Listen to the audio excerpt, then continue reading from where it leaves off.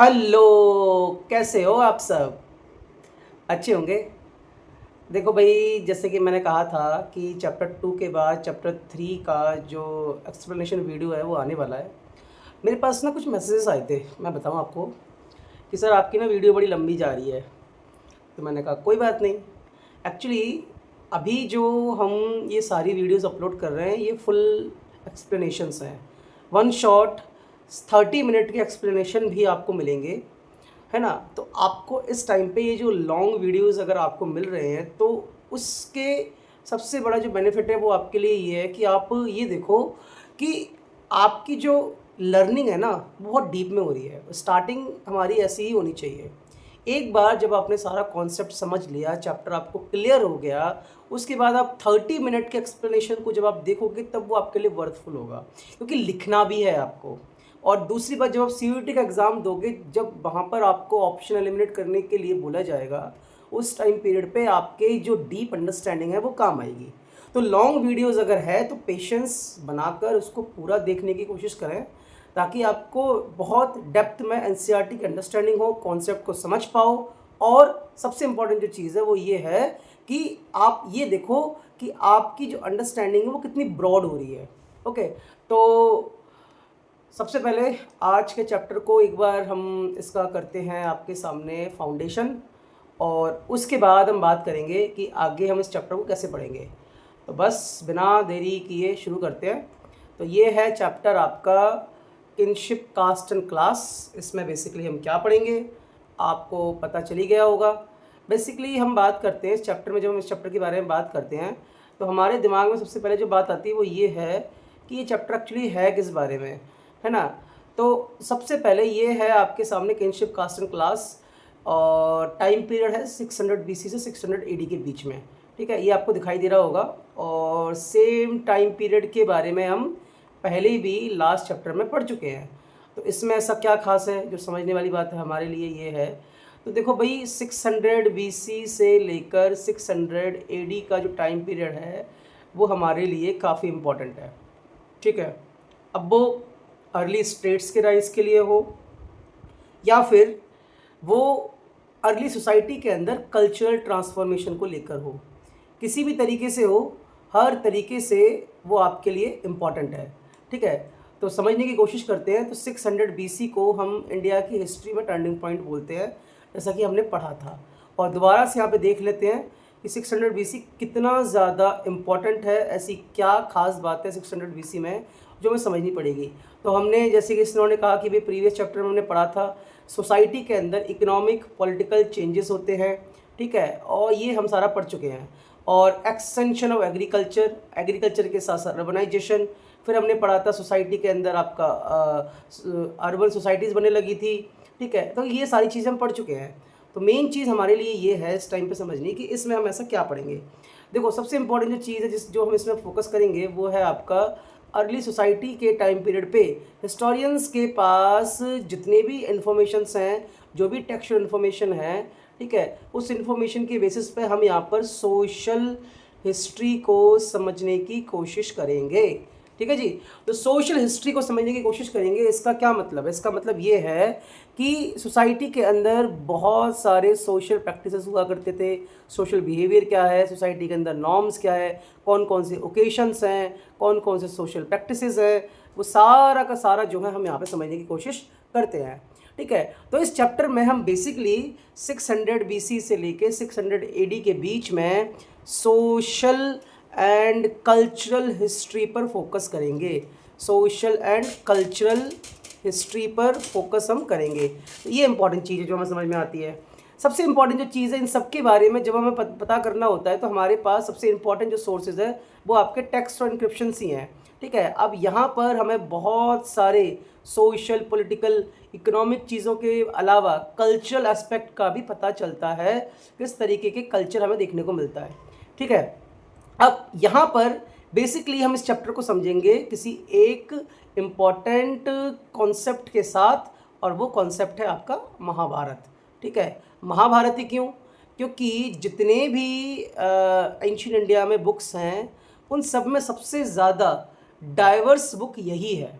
ठीक है, ये कह लो कि इसके अंदर आपको बहुत ज़्यादा वेरिएशन मिलेगा, बहुत ज़्यादा डाइवर्स मिलेगा, डिफरेंट कैरेक्टर्स मिलेंगे, डिफरेंट इंसिडेंट मिलेंगे, डिफरेंट इवेंट्स मिलेंगे, हर चीज़ का एक अलग अलग अपना अपना आउटकम होगा। तो ये जो आपके सामने पिक्चर है, ये पिक्चर है आपके महाभारत का। ठीक है, ये अर्जुन और उनके सारथी भगवान कृष्ण, तो महाभारत के युद्ध का ये एक पिक्चर है। ठीक है, दिस इज़ द महाभारत का बैटल को शो कर रहा है।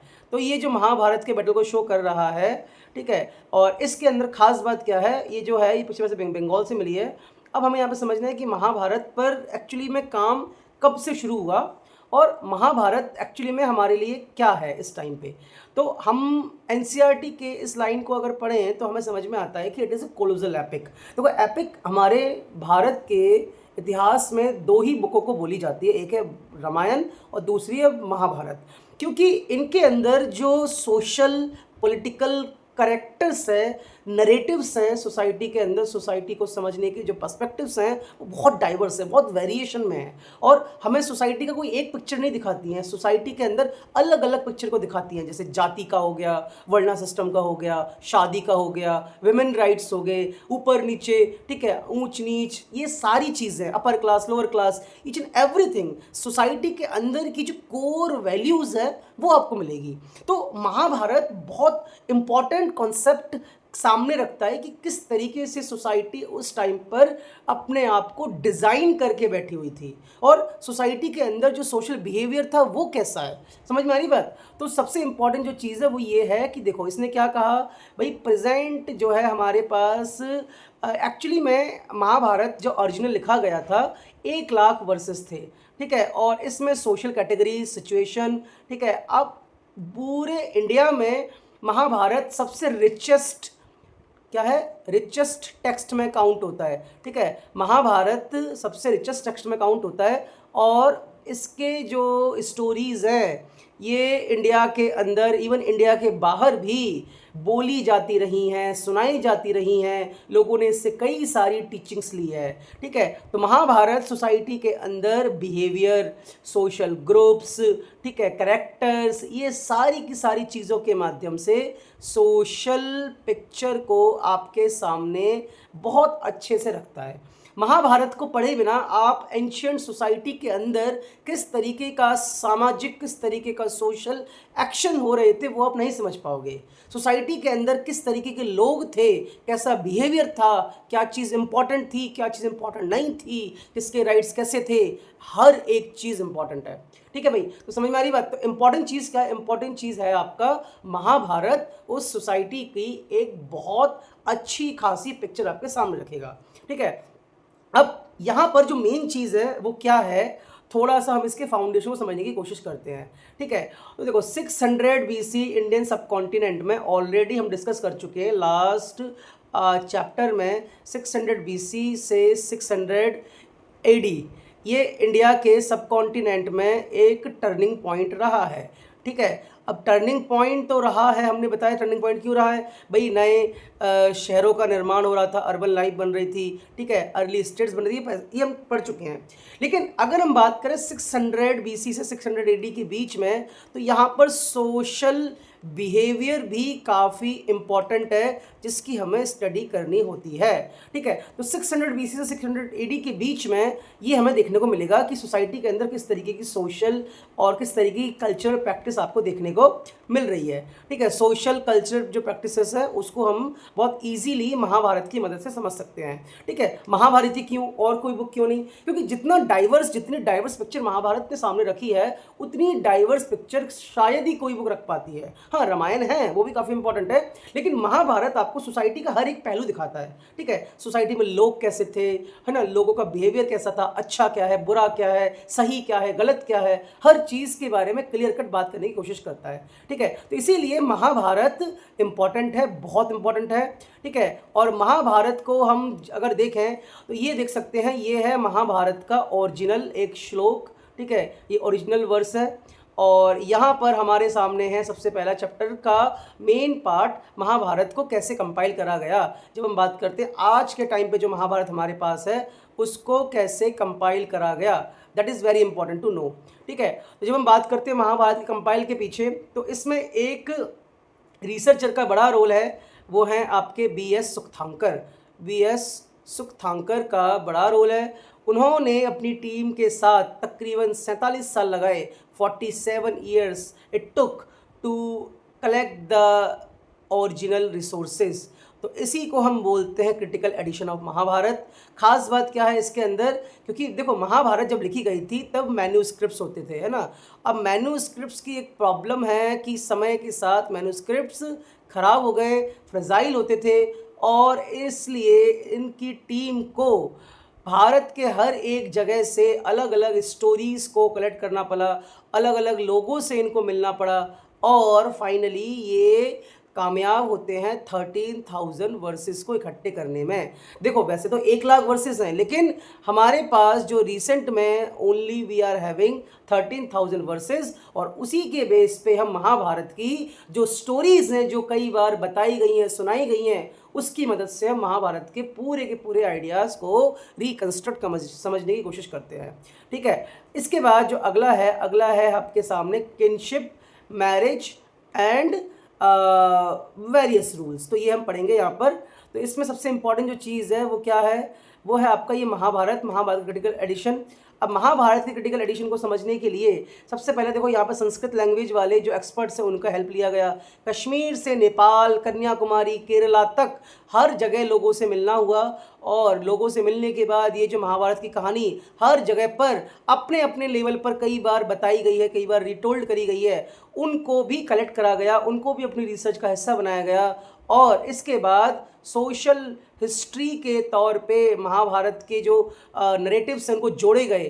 ठीक है, उनको समझा गया, उनको एड ऑन करा गया, उनको कहीं ना कहीं एक तरीके से रीडिफाइन करके समझने की कोशिश करी गई, और उसके बाद हमारे पास महाभारत का जो ये वर्सेस है ये आता है। ठीक है, क्योंकि ब्राह्मणों ने संस्कृत पढ़ना उनको शुरू से आता था, तो ब्राह्मणों की जो मदद है इसमें सबसे ज़्यादा काम आई, और इसके बेसिस पे स्कॉलर्स ने इस महाभारत के पूरे स्टोरी के साथ साथ इसके नरेटिव्स को उन्होंने एक तरीके से पिरो कर जोड़ कर, जैसे कि टूटे हुए माला को जोड़कर एक नया आकार दिया जाता है। ठीक है, एक नया शेप दिया जाता है, वैसे ही महाभारत के बिखरे हुए मोतियों को एक नया आकार दिया गया। ठीक है, a new shape was given but the story, the format, the narratives are the same। उसमें कोई बदलाव नहीं किया गया।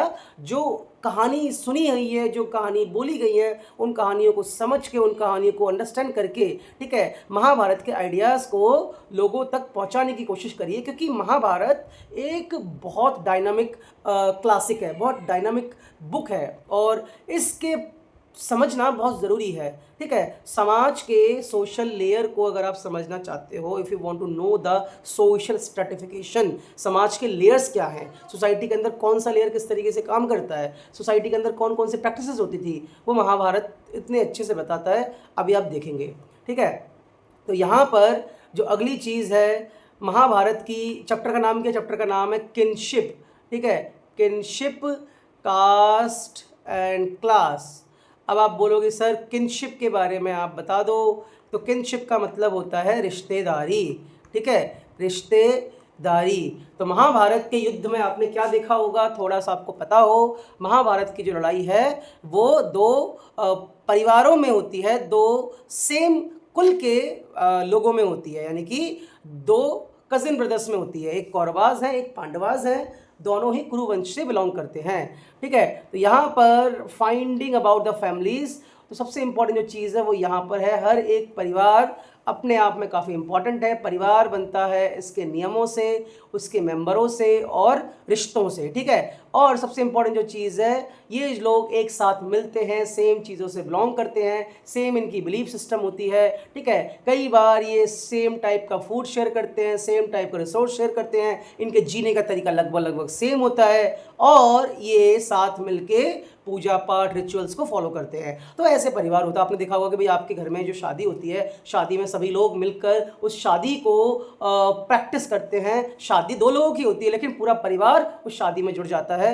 हर तरीके से आप तैयारी में लगे रहते हैं। तो आपने भी देखा होगा कि जो शादी है वो एक बहुत बड़ा फेस्टिवल है। वैसे ही एक परिवार के लिए बहुत सारे ऐसे फेस्टिवल आते हैं। यही सारी चीज़ें दिखाती है कि हाँ, ये सारे लोग एक ही परिवार का हिस्सा है। ठीक है, तो इस तरीके से हमने समझा कि परिवार जो है, परिवारों को जोड़ दो, परिवारों से तो बनता है आपका लार्जर नेटवर्क। ठीक है, अब इस तरीके से यहाँ पे जो वर्ड यूज होता है परिवारों का ग्रुप, या ये कह लो कि बहुत सारे परिवारों को जोड़कर वो बनता है आपका किनफोक। ठीक है, किनफोक जो है जिसमें हम देख सकते हैं ties of families.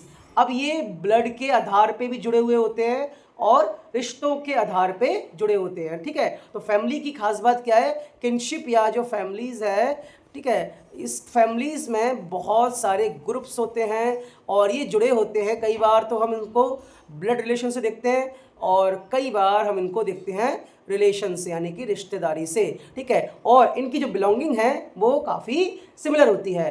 Early societies को जब हम देखते हैं as an history student, as an historians, जो अर्ली सोसाइटीज़ को देखने का नज़रिया है वो ये है कि भाई सोसाइटी के अंदर जो फैमिली है, फैमिली के एटीट्यूड को एनालाइज करके और सोसाइटी के अंदर जो कल्चर है उसको समझकर हमें बहुत सारी चीज़ें पता चलती है। ठीक है, तो आइडियल ऑफ पैटर्निटी का मतलब क्या है, अब परिवार कैसे बनता है। देखो, परिवार का जो मेन जो ट्री है वो कुछ इस तरीके से आपको देखने को मिलेगा। तो परिवार का जो ट्री है उस ट्री में सबसे जो बेसिक फाउंडेशन में है वो है आपका एक परिवार। ठीक है, एक फैमिली। ठीक है, एक फैमिली में, ठीक है, दो और उससे ज़्यादा लोग हो सकते हैं। लेकिन जब बहुत सारी फैमिली जुड़ जाएगी, ठीक है, जब बहुत सारी फैमिली जुड़ जाएगी तो वो नेटवर्क थोड़ा सा आपका बड़ा हो जाएगा। ठीक है, तो ये हो जाएगा आपका लार्जर नेटवर्क। और इसी लार्जर नेटवर्क के बारे में बात करी गई है जिसको हम यहाँ पे बोलते हैं किनफोक। ठीक है, अब जैसे कि मेरी फैमिली है, मेरे मम्मी पापा, मैं, ठीक है, तो हमारा एक परिवार हुआ। और अगर इसी परिवार में, ठीक है, मेरे चाचा चाची, ताया ताई, है ना, ये लोग शामिल होते हैं तो ये फैमिली का जो नेटवर्क है बड़ा हो जाएगा और यहाँ पर शामिल हो जाएगा किनफोक वाला आइडिया। ठीक है, तो इस तरीके से किनफोक हमें देखने को मिलता है। तो ऐसे करके अगर हम सोचें तो ये फैमिली हो गया, ये किनफोक हो गया, उससे भी एक बड़ा जो है आपका नेटवर्क है जो आपको बहुत ज़्यादा लार्ज है, बहुत दूर तक जाता है, उसको हम बोलते हैं वंशा। तो ये सारा का सारा जो पैटर्न है ये तय होता है फादर के, ठीक है, फादर के तरफ से, यानी कि मेरे फादर, उनके फादर, फिर उनके फादर। तो this is the system which is going on based on paternally. ठीक है, इसको हम बोलते हैं पैटर्निटी। ठीक है, पैटर्निटी और पैटर्नल। तो ये जो है आपका patrilineally, this is the system. और यहाँ पर father to son, son to grandson. और मैटरलिनी जिसका मतलब होता है इसी का अपोजिट, जहाँ पर डिसेंडेंट ट्रेसेस होते हैं मदर से, और पैटर्निली में डिसेंडेंट ट्रेसेस होते हैं आपके फादर से। ठीक है, this is the another important thing we need to know. आगे बढ़ते हैं। आगे सबसे इंपॉर्टेंट जो चीज़ है जो हमें देखने को मिलता है ये है आपका महाभारत की एक इम्पॉर्टेंट पैराग्राफ। इससे पहले हम ये समझेंगे कि भाई पैटर्निटी की जो खास बात है वो क्या है। पैटर्निटी की खास बात जब हम बात करते हैं महाभारत में, तो महाभारत में कौरवास और पांडवास मेन फ्रेम में है, कौरवास एंड पांडवास। अभी जो कौरवास एंड पांडवास है इनके बीच ही हमें बैटल देखने को मिलेगा। We can observe the battle between Kauravas and Pandavas. तो हमने क्या देखा था, हमने देखा था कि भाई बहुत सारे जनपदास इमर्ज होकर आ रहे थे 6th सेंचुरी BC में। ठीक है, और जनपदास धीरे धीरे महाजनपदास बन रहे थे, चैप्टर 2 में हमने देखा। वैसे ही अगर हम देखें तो महाभारत की जो लड़ाई है वो कौरवास और पांडवास के बीच में होती है और उनमें कौरवास की हार होती है, पांडवास की जीत होती है। ठीक है, अब यही एक एपिक का मेन सेंटर पॉइंट है। लेकिन इन सब के साथ साथ हमें ये समझना है कि एक्चुअली में उस सिचुएशन में लड़ाई क्यों हुई, बैटल का मेन पर्पस क्या था। ठीक है, तो इस तरीके से हमें देखने को मिलेगा कि सोसाइटी के अंदर जो महाभारत है, महाभारत हमें बहुत डाइवर्स लेवल पे समझाने की कोशिश करेगा क्यों सोसाइटी के अंदर किसी बात को लेकर बैटल हुआ। ठीक है, वो भी परिवार के बीच में। तो यहाँ पर हम बात करते हैं, क्वेश्चन आता है कई बार कि लड़ाई क्यों हुई, वाई डिड, ठीक है, वाई डिड किंग फॉक फाउट,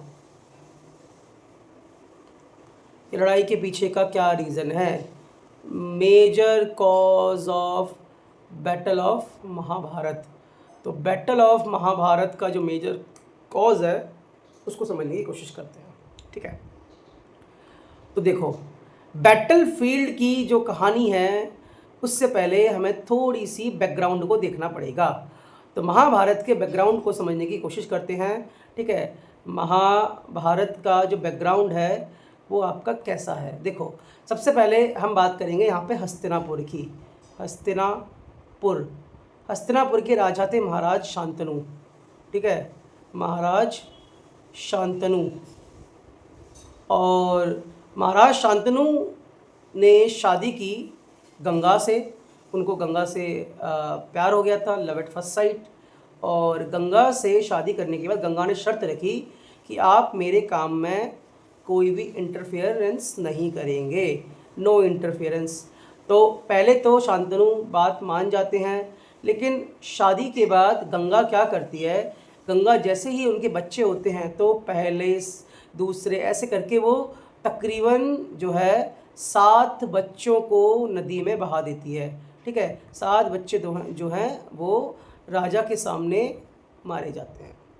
अब आगे जो सिनारियो, उस सिनारियो को अगर हम देखें तो हमें समझ में आता है। तो लास्ट वाला जो बच्चा था, ठीक है, उस बच्चे को जो है मना कर देते हैं, उसको बहाने नहीं देते हैं, और वो बच्चा बड़े होके बनता है आपका, ठीक है, गंगाधर भीष्म, ठीक है, उसको हम बोलते हैं गंगापुत्र भीष्म और गंगाधर भीष्म, और the major character of the Mahabharata. अब क्या होता है, अब हमें देखने को मिलता है कि राजा शांतनु की एज हो रही थी, और राजा शांतनु की जो है दूसरी शादी होती है, सेकंड मैरिज, जो होती है सत्यवती से, ठीक है। और सत्यवती से शादी होने के बाद हमें देखने को मिलता है कि इनके जो बच्चे होते हैं, ठीक है, 2, चित्रांगद एंड विचित्रवीर्य। समहाउ इनकी दोनों की डेथ हो जाती है। अब हस्तिनापुर का कोई भी सक्सेसर नहीं था। यहीं पे एंट्री होती है आपके महाभारत के कंपोज़र के, राइटर की। इनका नाम है श्री कृष्ण द्वैपायन वेद व्यास। श्री कृष्ण द्वैपायन वेद व्यास। आप वेद व्यास याद रखना काफ़ी है। तो वेद व्यास ने क्या किया, जो उस टाइम पे वहाँ की 3 क्वीन थी, ठीक है, 3 क्वीन थी, अम्बा, अंबिका, ठीक है, तीसरी उनकी सिस्टर थी अम्बा। ये जो है भीष्म से शादी करना चाहती है, लेकिन भीष्म मना कर देते हैं, और ये गुस्से में चली जाती है हिमालय पर तपस्या करने के लिए, ठीक है, क्योंकि इन रानियों को भीष्म ने अपने भाइयों के लिए किडनैप किया था, ठीक है। तो यहाँ पर वेद व्यास क्या करते हैं, वेद व्यास एंट्री करते हैं, और वेद व्यास अपने तपस्या बल से, अपने योग बल से, अपने मैग्निफिसेंट पर्सनालिटी से, ठीक है, इन दोनों को ब्लेस करते हैं कि हाँ, इनके पास 2 सन होंगे। तीसरा जो पर्सन था उस टाइम पे, वो इन दोनों का शी वॉज द स्लेव, और हम इनको कह सकते हैं दासी, ठीक है, दासी। इन दोनों की जो सबॉर्डिनेट थी वो थी। तो हुआ क्या, जैसे ही वेदव्यास के सामने आए ये लोग, है ना, वेदव्यास एक तरफ वेदव्यास हैं, वेदव्यास ने प्रॉमिस किया था कि वो हस्तिनापुर के हेल्प करेंगे। तो यहाँ पर जब वो अंबिका और अम्बालिका से मिलते हैं, तो एक ने तो आंखें बंद कर ली अपनी, और एक ने क्या किया, एक डर गई बहुत ज़्यादा। तीसरी थी इनकी दासी, वो भी थी, उन्होंने as it is Ved Vyas के आशीर्वाद को, इनका जो ब्लेसिंग थी वो उन्होंने एक्सेप्ट कर ली। अब हस्तिनापुर में 3 राजकुमारों का जन्म होता है, ठीक है। एक हुए धृतराष्ट्र, समझना यहाँ से, ये बचपन से ब्लाइंड है। दूसरे हैं पांडु, जो छोटे हैं लेकिन बचपन से वीक हैं। तीसरे हैं विदुर, ये बड़े अच्छे हैं, इंटेलिजेंट, ठीक है, इंटेलिजेंट और स्वस्थ, ठीक है। तो अब बात करते हैं, धृतराष्ट्र को राजा बनना था। अब आप सोचो कि आप इनमें से किसको राजा बनना चाहिए। जब ये बच्चे बड़े हुए, who should be the king of the Hastinapur, Dhritarashtra और पांडु। धृतराष्ट्र और पांडु। हुआ क्या, क्योंकि धृतराष्ट्र अंधे थे, राजा चुना गया पांडु को। ही बिकेम द किंग और the emperor of the Hastinapur. अब कुछ समय बाद पांडु की शादी होती है। Pandu got married with Kunti and another wife Madri. लेकिन समहाउ पांडु वॉज डाइड। अब हस्तिनापुर का कौन राजा बनेगा, तो फाइनली पांडु के डेथ के बाद धृतराष्ट्र को राजा बना दिया गया। अब यहाँ पर आपको देखने को मिलेगा, अब आप समझो, तो एक तरफ है पांडवास, ये दोनों ही कुरु वंश से बिलोंग करते हैं, by the way both are from Kuru clan, ठीक है। कुरु क्लेन से एक तरफ है कौरवास जो है 100+1, ठीक है, 100 भाई हैं, एक बहन है। और दूसरे हैं पांडवास, पांडवास फ्रॉम पांडु। इनमें सबसे पहले है युधिष्ठिर, फिर है भीम, फिर है अर्जुन, फिर है आपके नकुल और फिर है सहदेव। इन पांचों को हम बोलते हैं पांडवास। अब जब ये बच्चे बड़े हुए, अब यहाँ पर एक तरफ है आपके पांडवास और एक तरफ है कौरवास। कौरवास का सबसे बड़ा जो भाई था वो था दुर्योधन, और उसके बाद दुशासन, ऐसे करके और भी भाई थे, ठीक है। अब पांडवास में से राजा किसको बनना था, युधिष्ठिर को या दुर्योधन को, इन दोनों के बीच में, और कौरवास और पांडवास के बीच में हस्तिनापुर के सिंहासन को लेके ये लड़ाई छिड़ती है, ठीक है। तो अब यहाँ पर जो महाभारत है, महाभारत एक्चुअली में हमें लगेगा कि 2 कजिन ब्रदर्स की लड़ाई चल रही है, नहीं, बहुत और सारे लेयर्स हैं, सोसाइटी के लेयर्स, ठीक है, सोशल नॉर्म्स के लेयर्स, सही क्या है गलत क्या है वो लेयर, तो सारा का सारा ऐसे डिस्कशन होगा, आगे हम समझते जाएंगे, ठीक है। तो अब हमारे पास जो मेन चीज़ है जो हमें समझनी है वो है आपका महाभारत के इस सोर्स को। अगर आप देखो सोर्स में जो इम्पोर्टेंट चीज़ है, देखो महाभारत की जो आइडिया है पैटर्निटी वाला, ये सारा का सारा जो एविडेंट है हमें मिलता है ऋग्वेदास से, ठीक है। तो वैदिक नॉर्म्स तो उस टाइम पे फॉलो हो रहा था। उस टाइम पे सोशल जो सिस्टम है, सोशल सिस्टम को फॉलो करा जा रहा था वैदिक नॉर्म्स के साथ, ठीक है, ये हमें पता है। अब यहाँ पर जो मेन इंपॉर्टेंट चीज़ है वो ये है कि यहाँ पर सोसाइटी के अंदर सबसे जो हाई स्टेटस है वो किसके पास है, हाई स्टेटस सोसाइटी के अंदर है ब्राह्मणास के पास, ठीक है। तो इसको थोड़ा समझने की कोशिश करते हैं, कैसे सोसाइटी के अंदर ये सोशल ऑर्डर डिसाइड होता था। सोशल ऑर्डर डिसाइड होने का जो सिस्टम था, सोशल ऑर्डर जो डिसाइड हो रहा है, it was decided by Manusmriti, ठीक है। मनुस्मृति जिसको लिखा था बाय मनु, महर्षि मनु। अब ये क्या है, ये सोशल, अब इसी को देखो महाभारत को समझने के लिए आपको चीज़ समझनी पड़ेगी, ये सारा सारा सिस्टम जो डिसाइड हो रहा है वो किसके बेस पे हो रहा है, वो हो रहा है धर्मसूत्रास और धर्मशास्त्रास के बेस में, धर्मसूत्रास एंड धर्मशास्त्रास के बेस पे, ठीक है। अब जो धर्मशास्त्रास है, धर्मसूत्रास है, धर्मसूत्रास में क्या होता है, सोसाइटी के अंदर कोड होते हैं, code and principle of the society, और इसमें सबसे इंपॉर्टेंट जो बुक है वो मनुस्मृति है। तो मनुस्मृति सोसाइटी के अंदर सोशल नॉर्म्स को क्या करती है, फ्रेम करती है, और मनुस्मृति ने सोसाइटी के अंदर बनाया सोशल हायरार्की सिस्टम। इस सोशल हायरार्की सिस्टम को हम बोलते हैं वर्णा सिस्टम, ठीक है। अब वर्णा सिस्टम की खास बात क्या है, वर्णा सिस्टम के अंदर सोसाइटी के अंदर 4 लेयर्स हैं, ठीक है। सबसे ऊपर है आपका ब्राह्मण, फिर है आपका क्षत्रिय, फिर है आपका वैश्य, फिर है आपका शूद्र, ठीक है। ब्राह्मण का काम क्या है, क्योंकि ब्राह्मण सबसे अपर क्लास का पर्सन है तो उसके पास संस्कृत पढ़ने का राइट है, तो वो टीचिंग कर सकता है, वो प्रीचिंग कर सकता है, एडवाइस कर सकता है। और उसकी एडवाइस जो आपका क्षत्रिय क्लेन है जिसमें आपके कौन कौन होते हैं, राजा, ठीक है, सैनिक और मिलिट्री पर्सन्स, ये इनको भी मानना पड़ता था। तीसरी जो कम्युनिटी है वो वैश्य कम्युनिटी, इनका काम है ट्रेड एंड मर्चेंटशिप का काम, ठीक है, मैन्युफैक्चरिंग का काम, ये तीसरी कम्युनिटी है। चौथी जो कम्युनिटी है वो है आपका शूद्रास। शूद्रास को काम दिया गया कि भाई आप इनकी भी सेवा करोगे, इनकी भी सेवा करोगे, इनकी भी सेवा करोगे, ठीक है। तो Shudras were allowed to serve the all upper classes. तो शूद्र को समाज में सभी की सेवा करने के लिए बोला गया।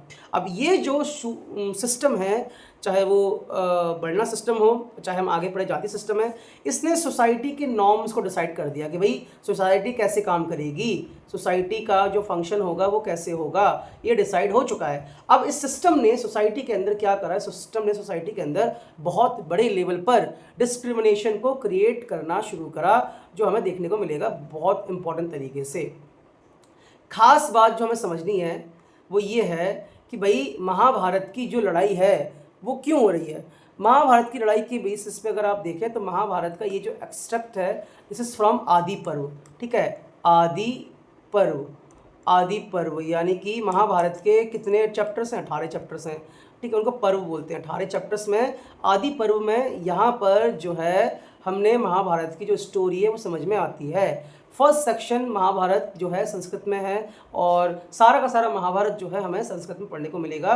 तो यहाँ पर बताया जाता है कि conflict between Kauravas and Pandavas. तो कौरवास धृतराष्ट्र के बेटे थे, पांडवास पांडु के बेटे थे। पांडु की डेथ हो जाती है प्रीमेच्योर डेथ के बाद। अब धृतराष्ट्र के राजा बनने के बाद अब कौरव जब बड़े हुए तो कौरवास ने हस्तिनापुर के सिंहासन पर क्लेम करना शुरू करा, लेकिन अकॉर्डिंग टू द राइट्स और पांडवास को सिंहासन मिलना चाहिए था, लेकिन कौरवास ने पांडवास के साथ बहुत बड़े लेवल पे धोखा किया, उनकी जो इनहेरिटेंट राइट है उसको छीनने की कोशिश करी। इतना ही नहीं, बहुत बड़े लेवल पर उनके साथ ह्यूमिलेशन भी हुआ, जिसमें हम डिस्कस करेंगे कि Draupadi is the most important example जो महाभारत के अंदर बहुत इंपॉर्टेंट रोल प्ले करेंगी। तो इस तरीके से हमने देखा कि महाभारत का जो फाउंडेशन है वो कैसे है, ठीक है। यहाँ पर सिर्फ दो भाइयों के बीच की लड़ाई नहीं हो रही है, यहाँ पर लड़ाई किसके बारे में हो रही है, यहाँ पे लड़ाई नहीं हो रही है सिर्फ और सिर्फ, यहाँ पे लड़ाई हो रही है विचारों की, यहाँ पे लड़ाई हो रही है थॉट्स की, ठीक है। यहाँ पे कॉन्फ्लिक्ट आपको देखने को मिलेगा सोशल, पॉलिटिकल, इकोनॉमिक, ठीक है, कल्चरल राइट्स को लेकर लड़ाई हो रही है, विमेन के डिग्निटी को लेकर लड़ाई हो रही है।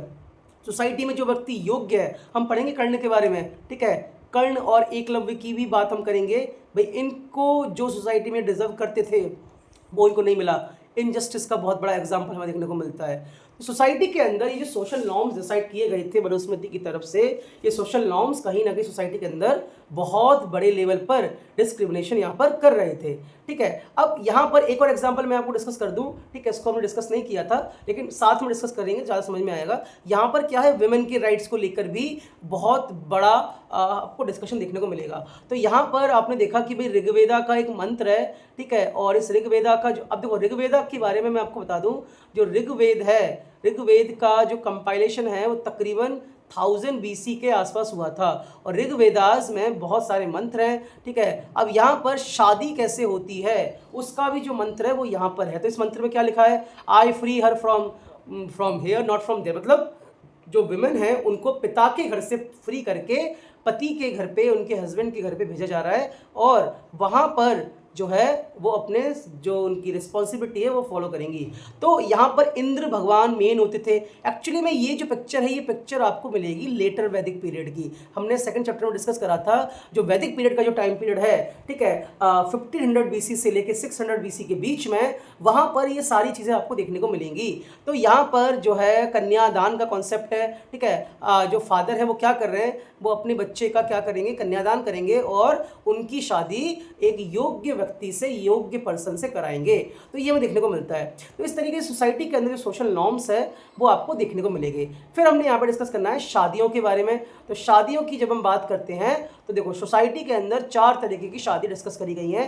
पहली है एंडोगेमी। एंडोगेमी का मतलब होता है यूनिट के अंदर शादी, मतलब अपने ही बिरादरी के अंदर जो शादी है वो एंडोगेमी है, ठीक है। आज हम उसको कास्ट के अंदर शादी बोल दें या ग्रुप के अंदर शादी बोल दें, वो एक ही बात है, बट इसका मतलब ये नहीं है कि सेम परिवार में शादी, मतलब सेम बिरादरी में शादी हो रही है। दूसरा एक्सोगेमी, एक्सोगेमी बिरादरी से बाहर किसी ने अगर लव मैरिज कर ली या किसी ने भाग के शादी कर ली या बिल्कुल ही अलग व्यक्ति से, अलग देश के व्यक्ति से शादी कर ली, वो आपका एक्सोगेमी हो गया, बिल्कुल बिरादरी से बाहर। अगला है पॉलीगाइनी। पॉलीगाइनी में क्या होता है कि भाई अगर एक मैन है, मैन के पास एक से ज़्यादा वाइफ्स हैं तो that is called polygyny. Same उसका उल्टा है पॉलीएंड्री, जहाँ पर एक विमेन है, विमेन के बहुत सारे हस्बैंड हैं। तो महाभारत में आपको ये सारा का सारा देखने को मिलेगा, what kind of social political practices were there in terms of marriages. समाज के अंदर शादी के बहुत सारे नियम आपको मिलेंगे। देखो सोसाइटी के अंदर सबसे इंपॉर्टेंट जो चीज़ है, यहाँ पर पितृसत्तात्मक परिवार हुआ करते थे, यानी कि पैटर्नल सिस्टम हुआ करता था, पैटरलिनी, जिसको हमने डिस्कस करा था, पैटरलिनी यानी कि पितृसत्तात्मक परिवार, जहाँ पे घर का हेड फादर होगा, फादर के बाद उसका बेटा होगा। तो कुल मिला के यहाँ पर सबसे इंपॉर्टेंट जो चीज़ है, जो डॉटर्स हैं, डॉटर्स को शादी करने के बाद परिवार से वो अलग चली जाती थी, वो दूसरे घर में चली जाती थी। एक और चीज़ है जो हमें समझनी है, मनुस्मृति ये भी कहता है कि विमेन को अपने फादर की प्रॉपर्टी का कोई हिस्सा नहीं मिलेगा, ठीक है। They can not claim the resources, ठीक है, marrying with the other families. तो इस तरीके से हमें देखने को मिलता है कि इस सिस्टम को हमने डिस्कस करा, जो सिस्टम बिरादरी के अंदर शादी होती है उसको हम बोलते हैं एंडोगेमी, और इससे बाहर वाला सिस्टम हो गया एक्सोगेमी। तो इस तरीके से हमें देखने को मिलता है, ठीक है।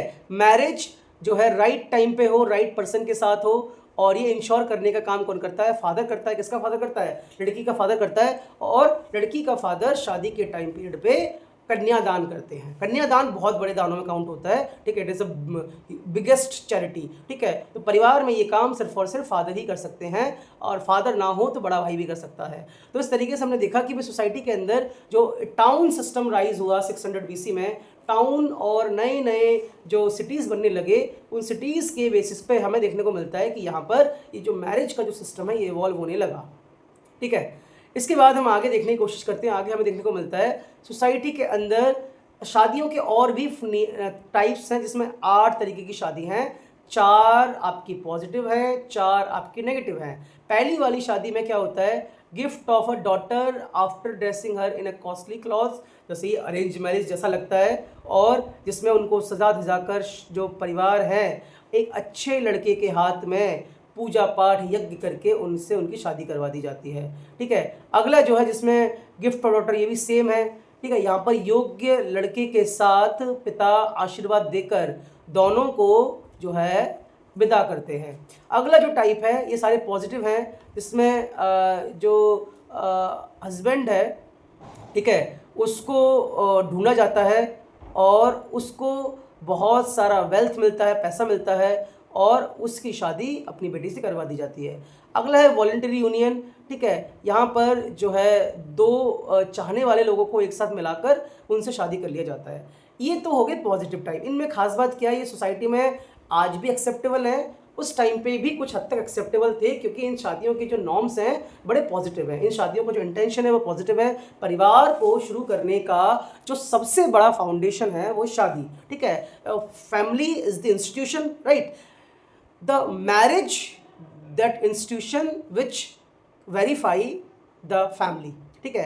परिवार को वेरीफाई करने का काम ही शादी करती है। तो शादी दुनिया की सबसे पुरानी, विवाह सबसे पुराने इंस्टीट्यूशन में काउंट होता है, ठीक है। अब इस तरीके से हमें देखने को मिलता है सोसाइटी के अंदर अर्बन जो आपका सिनारियो है, उसमें हमें देखने को मिलता है कि भाई अलग अलग बिलीफ्स एंड प्रैक्टिसेस देखने को मिलेंगी। तो ब्राह्मणास सोसाइटी में डोमिनेट कर रहे थे यहाँ पे भी, और ब्राह्मणास के बनाए गए जो नियम हैं उनको फॉलो करना सभी के लिए ज़रूरी था, ठीक है। इस तरीके से 600 BC यानी उससे पहले 500 BC से ही हमें बहुत सारे जो नए नॉर्म्स हैं वो देखने को मिलते हैं। संस्कृत टेक्स्ट के अंदर ये सारी की सारी चीज़ें हमें देखने को मिलती हैं। एक्चुअली में सोशल कोड जो हमने देखा है वो कोड किसने बनाया है? वो कोड बनाया है मनुस्मृति ने, और मनुस्मृति का जो कंपाइलेशन है वो आपका 200 BC से 200 CE के बीच में देखने को मिलेगा। तो ब्राह्मणास यहाँ पर अच्छे खासे अथर होते थे, दे न्यू संस्कृत, उनके पॉइंट ऑफ व्यू से बहुत सारी चीज़ें डिसाइड होती थी। सोशल रिलेशन काफ़ी कॉम्प्लिकेट थे, ठीक है। सोसाइटी के जो रिलेशंस हैं वो आपको हर जगह रीजनल डाइवर्सिटी के हिसाब से भी देखने को मिलेंगे, ठीक है। और यहाँ पर ब्राह्मण्स का जो इन्फ्लुएंस था वो ऑलमोस्ट सोसाइटी के हर जगह पे था। सबसे इंपॉर्टेंट जो चीज़ है, धर्मसूत्रास धर्मशास्त्रास जो हैं ये शादी के, ठीक है, अलग अलग फॉर्म्स को रिकॉग्नाइज करते हैं और ये बताते हैं कि कुछ जो 4 फॉर्म जिसके बारे में डिस्कस करा हम लोगों ने, ये सारे के सारे गुड है, अच्छे हैं और इनको पूजा पाठ के माध्यम से, इनको यज्ञों के माध्यम से, वेदास के मंत्रों के माध्यम से हम इनको प्रैक्टिस कर सकते हैं, ठीक है। और ये शादी सोसाइटी के भले के लिए होती है, सोसाइटी को एक नई दिशा देने के लिए होती है, परिवार को शुरू करने के लिए शादी होती है और सबसे इंपॉर्टेंट चीज़ जो है सोसाइटी के अंदर सोशल जो नॉर्म्स हैं उस नॉर्म्स को फॉलो करने के लिए भी ये शादियाँ होती हैं। अब मनुस्मृति कहता है गोत्र के बारे में, ठीक है। गोत्र जो है बहुत इंपॉर्टेंट चीज़ है। गोत्र के बारे में जब हम बात करते हैं तो गोत्र क्या है, ठीक है। गोत्र ये है कि हर किसी का एक लिनेज कनेक्शन होता है, ठीक है। हमारे जो पूर्वज हैं, पूर्वजों के साथ हमारा कोई ना कोई कनेक्शन है, तो हम में से हर एक पर्सन किसी न किसी ऋषि के साथ, किसी न किसी सेज के साथ कनेक्टेड है। तो ब्राह्मणास प्रैक्टिसेस में शादी के टाइम पे गोत्र का बहुत बड़ा रोल होता था। हर गोत्र की खास बात क्या है, हर गोत्र एक वैदिक शीर के नाम पे होता है, यानी कि किसी वैदिक ऋषि के नाम पे, किसी वैदिक मंत्र के नाम पे, किसी वैदिक आइडेंटिटी के नाम पे होती है। और सबसे बड़ी खास बात क्या है कि यहाँ पे जो सेम गोत्र है, दूसरा नाम क्या है, सेम गोत्र के लोग शादी नहीं कर सकते। तीसरी बात है कि जब शादी होगी तो गर्ल या जो विमेन है वो अपने गोत्र को छोड़ती हैं, पिता के गोत्र को छोड़ती हैं और अपने हस्बैंड के गोत्र को अपना लेती हैं। इस तरीके से हमें देखने को मिलता है सोसाइटी के अंदर जो गोत्र है वो काफ़ी इंपॉर्टेंट है। शादी से पहले गोत्र को मिलाने का रिवाज तब भी था, आज भी है, ठीक है। लेकिन एक यहाँ पे एक्सेप्शनल केस है। एक्सेप्शनल केस किन लोगों का है, वो है आपका सातवाहन राजाओं का। तो जो सातवाहन किंग हैं उनकी खास बात यह है कि वो अपने नाम के साथ साथ मदर के नेम का यूज़ करते थे। इसका मतलब ये नहीं है कि वो मैट्रिलिनी में विश्वास करते थे, वो विश्वास तो पैटर्लिनी में करते थे, लेकिन हमें उनके नाम के साथ उनके मदर का नाम मिलता है। जैसे कि गौतमी पुत्र श्री शातकर्णी, गौतमी पुत्र श्री शातकर्णी। तो आप देख सकते हो इनके राजाओं के नाम के आगे इनकी मदर का नेम यहाँ पर शो हो रहा है, ठीक है। तो ये इंपॉर्टेंट है जो हमें समझना है। इसके साथ साथ ये आप देख सकते हो, ये यहाँ पे कुछ एनसीईआरटी में है, गौतमी पुत्र Shri Satakarni, Vashishthi Putra Shami. So there are several king, they have a names before their names, ठीक है। Their mothers names are packed with their names. तो उनके जो मदर नेम है उनके नाम से पहले रखे जाते हैं, ठीक है। तो ये सातवाहन राजाओं की जो स्टोरी है जो हमें देखने को मिलती है, जो इंपॉर्टेंट है, ठीक है। मेट्रोनिमिक्स का मतलब क्या होता है, मेट्रोनिमिक्स बृहदारण्यक उपनिषद, ठीक है, बृहदारण्यक उपनिषद में बताया गया है कि जो जनरेशन आपने देखी होगी, हमने देखा है जनरेशन फादर के बेस पे, वैसे ही मदर के बेस पर भी जनरेशन हमें कुछ ही जगहों पे देखने को मिलती है, बहुत रेयर एग्जांपल है, ठीक है। इसको हम बोलते हैं मेट्रोनॉमिक्स। तो ये इंपॉर्टेंट है जो हमें समझनी होती है, ठीक है। आगे हमारे पास जो सबसे इंपॉर्टेंट चीज़ है जो हमें देखने को मिलती है कि भाई मदर्स क्यों इंपॉर्टेंट है, तो ये महाभारत का एक आपके सामने एग्जाम्पल है जिसमें एक मदर के एडवाइस की बात है। यहाँ पर दुर्योधन को उनकी जो मदर है गांधारी एडवाइस करती हैं कि भाई आपको पांडवों से लड़के कुछ नहीं मिलेगा, आप अपने आप को, है ना, क्या करो, लड़ाई से दूर रखो, पीस के साथ उनका जो हक है उनको दे दो। लेकिन दुर्योधन यहाँ पे कहाँ सुनने वाला था, दुर्योधन तो अपने लेवल पे इतना ईगोइस्टिक था कि भाई वो ये कहता था कि जब तक लड़ाई नहीं होगी, जब तक युद्ध नहीं होगा, मैं सुई के नोक के बराबर भी ज़मीन पांडवों को नहीं दूंगा, ठीक है। तो यहाँ पर कुछ हमें देखने को मिलता है कि यहाँ पर बहुत सारे जो राजा हैं, सातवाहनों के बारे में ही बात हो रही है, ये पॉलीगाइनस थे। पॉलीगाइनस का मतलब होता है कि इनकी एक से ज़्यादा वाइफ्स हुआ करती थी, ठीक है। इस तरीके से सातवाहन रूलर्स के जो नेम है बहुत इंपॉर्टेंट है। गोत्र का सिस्टम मैंने बताया, सोसाइटी के अंदर गोत्र बहुत इंपॉर्टेंट है, ठीक है। और इस तरीके से सोसाइटी के अंदर बहुत सारे जो नेम हैं, देखो सातवाहन राजाओं का एक सिस्टम तो था कि इनके नाम अगर है, उनके नाम से पहले इनकी मदर का नाम का यूज़ हो रहा है, तो कहीं ना कहीं ये मदर की तरफ का गोत्र फॉलो करते हैं। लेकिन अगर हम रियलिटी में इनकी हिस्ट्री देखें तो ये पॉलीगाइनस थे, ये एक्चुअली में मेट्रोनॉमिक्स को फॉलो नहीं कर रहे थे, ये पैटर्निटी को ही फॉलो कर रहे थे। तो ये इंपॉर्टेंट जो हमें समझ में आता है। ठीक है, सोसाइटी के अंदर ब्राह्मणिक रूल्स बहुत इंपॉर्टेंट है, क्योंकि ये जो सातवाहन राजा हैं ये सारे के सारे ब्राह्मण राजा हुआ करते थे, तो ये ब्राह्मणिकल नॉर्म्स को बहुत अच्छे से मानते थे। ठीक है, ये इंपॉर्टेंट है। तो इस तरीके से हमें समझ में आता है सोसाइटी के अंदर बहुत बड़े लेवल पे जो एक्सोगेमी है वो कहीं ना कहीं प्रॉब्लमेटिक थी। अगर समाज में किसी ने अपने कुल से बाहर, किसी ने अपनी बरादरी से बाहर शादी की तो उसके साथ बहुत सारी प्रॉब्लम्स हो सकती थी। ठीक है, तो इस तरीके से सोसाइटी के अंदर जो शादियों के नियम है, सोशल सिस्टम है, कम्युनिटी को क्या करना चाहिए क्या नहीं करना चाहिए, ये सारा का सारा जो प्रॉब्लम है, ये सारी के सारी जो नॉर्म्स हैं ये बनाए गए थे किसके द्वारा? ये बनाए गए थे कहीं ना कहीं मनुस्मृति के द्वारा। क्या मदर्स इंपॉर्टेंट है? तो क्या मदर्स इंपॉर्टेंट है? बिल्कुल इंपॉर्टेंट। सातवाहनों को देखकर हम देख सकते हैं कि 600 AD तक मदर्स इंपॉर्टेंट है, क्योंकि मदर्स का बहुत बड़ा रोल है। हाँ, फॉलो पैटर्नली हो रहा है वो अलग चीज़ है, लेकिन यहाँ पर ये है आपके सामने एक पिक्चर, ये है बैटल सीन ऑफ महाभारत, आप देख सकते हैं बैटल सीन है ये महाभारत का। और इसमें जो सबसे बड़ी खास बात है, खास बात क्या है, ये जो आपका पिक्चर है ये हमें मिलता है एक टेम्पल से, जो कहाँ पर है? उत्तर प्रदेश में अचिंतारा जगह है, वहाँ से ये मंदिर का एक आपकी पेंटिंग है दीवार की, वो हमें देखने को मिलती है महाभारत के युद्ध के बारे में। सोशल डिफरेंसेस, ठीक है। अब सोसाइटी के अंदर यानी कि कास्ट क्या है? अब कास्ट का मतलब क्या होता है? देखो, कास्ट का मतलब होता है कि जो लोग, ये मैंने बताया था वर्णा सिस्टम 1 2 3 4, ब्राह्मण, क्षत्रिय, वैश्य, शूद्र। अब ये कैटेगरी में जो नहीं फिट हो रहे, ठीक है, simple, those who are not fitting, ठीक है, जो इसमें फिट नहीं बैठ रहे हैं, तो this is what? This is the caste system और जाति सिस्टम। ठीक है, तो यहाँ पर ये जो हमने कास्ट वर्ड कई बार सुना है, ठीक है, तो यहाँ पर सोशल कैटेगरी कास्ट की जो है वो समझनी बहुत ज़रूरी है। धर्मशास्त्रास और धर्मसूत्रास में ब्राह्मणों ने समाज के अंदर हायर अथॉरिटी क्लेम कर रखी थी, सोसाइटी के अंदर ये डिवाइन ऑर्डर को फॉलो कर रहे थे। और सबसे जो प्रॉब्लम आई थी वो सोसाइटी के अंदर शूद्रास को आई थी, जिनको अनटचेबल भी बोला गया, और सोसाइटी के अंदर इनको बहुत लंबे टाइम तक अपने राइट्स के लिए जो है क्या करना पड़ा? अपने राइट के लिए लड़ना पड़ा।